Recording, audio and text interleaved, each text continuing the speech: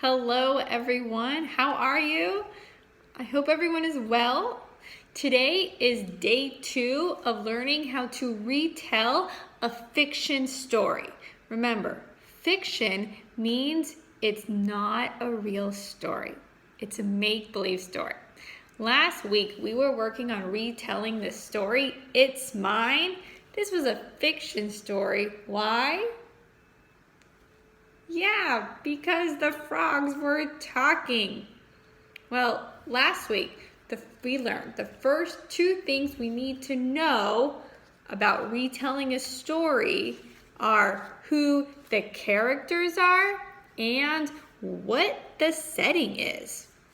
So remember, characters are who is in the story, like the people or the dog. In our case, they were the frogs. The setting, which is, what is the setting again?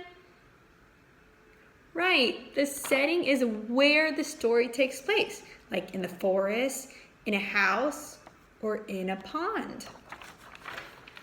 So when you retell a fiction story, you're always going to have to tell who the characters are, where the setting is. And today, we're going to learn when you retell a story, you always must include and talk about the problem in the story, the events, the different things that happen, and the solution, how it was fixed. So let's go over that in detail. So first, when you're telling a story, there's a problem that happens in the story. I drew a person saying, "Oh no!" To remind myself a problem is something that they must overcome, they must deal with it, is something that went wrong. Maybe someone lost something or they're trying to fix something. That comes to the next part. The next part is the events. What is happening in the story so that they can solve the problem? So we might say first, then, next, to talk about the different events, the different things that happen in the story, which is finally going to lead us to the solution. The solution is how they fix the problem. For example, if they lost something, the solution would be how they found it. If there was a problem, how they fixed it. That is the solution. So I drew 2 happy people because they fixed the problem. That was the solution. So let's go over all the things you're going to need to do when you are retelling a fiction story. Say it with me, everyone. Characters. Talk about the setting, talk about the problem, talk about the events that happen, and finally, talk about the solution, how they fix the problem. So, last week we read a story by Leo Lionni, and he's a great author. So I decided to read another book by Leo Lionni. The title is called 6 Crows. Before we start this book, there are some important vocabulary that you must learn. The first word is wheat. This is a silent H. Everyone say it with me. Wheat. What do you think wheat is? If you said wheat looks like a plant, you're right. Wheat is something that farmers grow so that we can make bread. So we need wheat to make bread. The next important word you're going to need to know for this story is the word crow. Say it with me. Crow. A crow is a black bird. The next word you're going to need to learn is the word scarecrow. Does anyone see a hidden word in the word scarecrow? Let's think about the word we just learned before, crow. Do you see the hidden word? Let's underline it together. Get my marker out. And let's underline the word crow. Good. What do you think a scarecrow is? Does it look real? No. See the sticks that are really its arms? It's not a real person, a scarecrow. A scarecrow is something a farmer makes and puts in the fields in his farm, so that way he scares away the crows or the other birds that might want to eat his plants, like the wheat. So let's say that word together, scarecrow. And let us begin our story. The story is called 6 Crows by Leo Leone. So don't forget, we are going to be taking special notes to be looking for the problem, events, and solution. So we can retell the story at the end. 6 Crows. In a peaceful valley at the foot of the Balaburder Hills, a farmer cultivated a field of wheat. The soil was fertile and the spring rains had been gentle. Life would have been good and happy were it not for 6 noisy crows who nested in a tree nearby.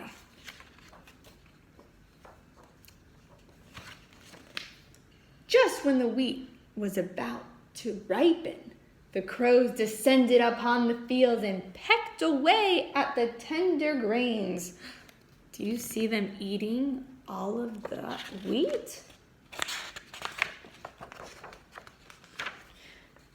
The farmer tried to chase the crows from the field, but no sooner had he returned to his hut that they were back.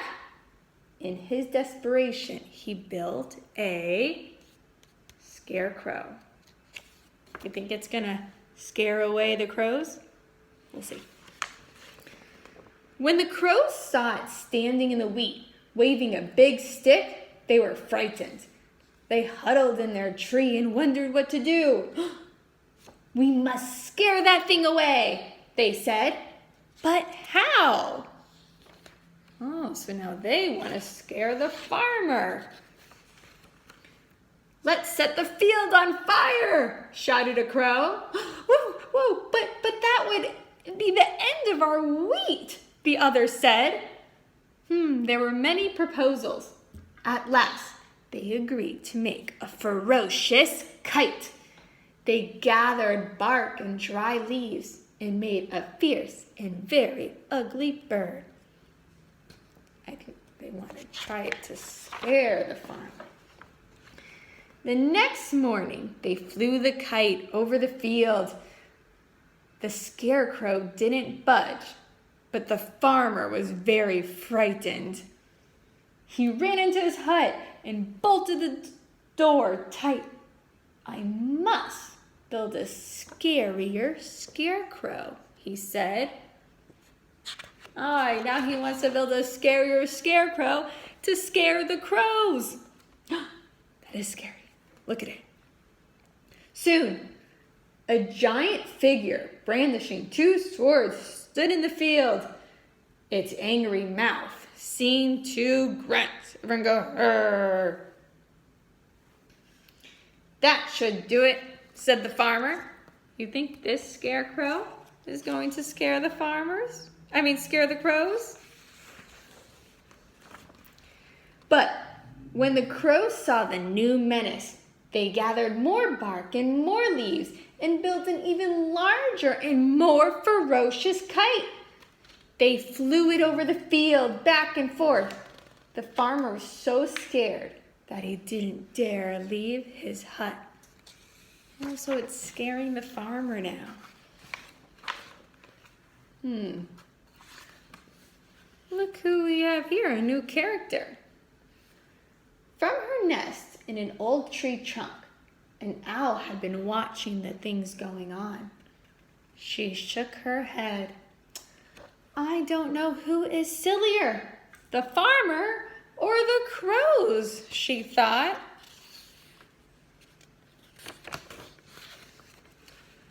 When she noticed that the wheat was wilting from neglect, that means the farmer wasn't taking care of it because he was so scared of what the crows with their kite. She decided to talk to the farmer. "Why don't you make peace, you and the crows?" she said. "It's too late now," said the farmer angrily. "It's never too late to talk things over," said the owl. Do you think it's a good idea if they try to talk out their problems? I think so. Then she went to see the crows.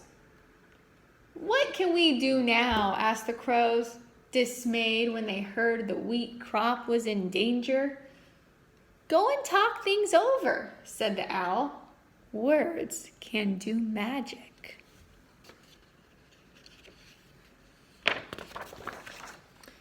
The crows and the farmers agreed to meet near the owl's nest. While the owl looked on, they talked and talked, first in anger, then more reasonably, finally like old friends. "I must confess, I missed your happy cackling," said the farmer. "And we missed your wheat," said the crows. Soon they were laughing together. "We must thank the owl," said the farmer. "But where is she?" Her nest was empty. They looked all over. They went to the field. There stood the giant scarecrow, but something was different. Can you find what's different? The nasty grin had turned into a happy smile. The owl was perched on the giant's arm. "What happened?" they asked. "Magic," she said. Those words really were magic when they talked it out, huh? Now let's retell the story of the 6 crows. The characters. Who were the characters in the book? Go ahead, say it out loud. The characters were the crows, those birds, the farmer, and the owl. The setting. Where was the setting? The setting took place in, go ahead. The setting took place in the farm. What was the problem in the story? The problem was, let me hear you. The problem was that the crows and the farmers kept trying to scare each other. First, the farmer put up a scarecrow to scare the crows. Then the crows made, what happened next?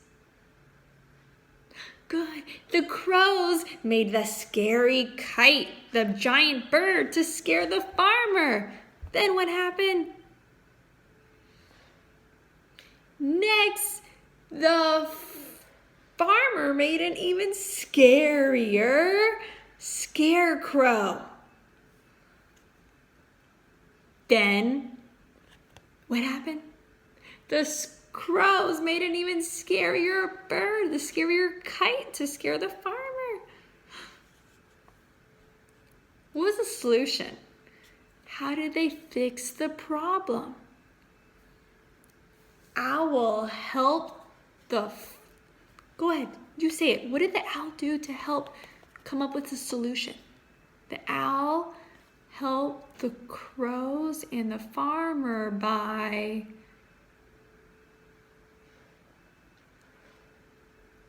the owl told the farmer and the crows that they should talk it out. So then the crows and the farmers spoke to each other to solve the problem. They were laughing at the end, huh? That is how we retell a story, by talking about the characters, setting, problem, events, and solution. Now you are going to try retelling a story on your own. I'm go look on your Raz Kids. You're going to take a flight check. You're going to read a story. And then your second part, after you record yourself reading the story, the second part asks you to retell the story. So you're going to retell the story you read on Raz Kids by talking about its character, setting, problem, the events, what happened, as many events as you can remember, and then the solution. That is how we are going to practice retelling a story. If you want, you can make your own bookmark or paper that says characters, settings, problem, events, and solution, and draw a picture for each. Or I'm going to put this online. If you have a printer, you can print it out to help you retell a story. Well, everyone have a wonderful day, and I'll see you soon. Hi everyone, one more thing. Go ahead and press the subscribe button. It's that red button that starts with an S that says subscribe. And that way, you'll be automatically connected to my videos. See you for the next class.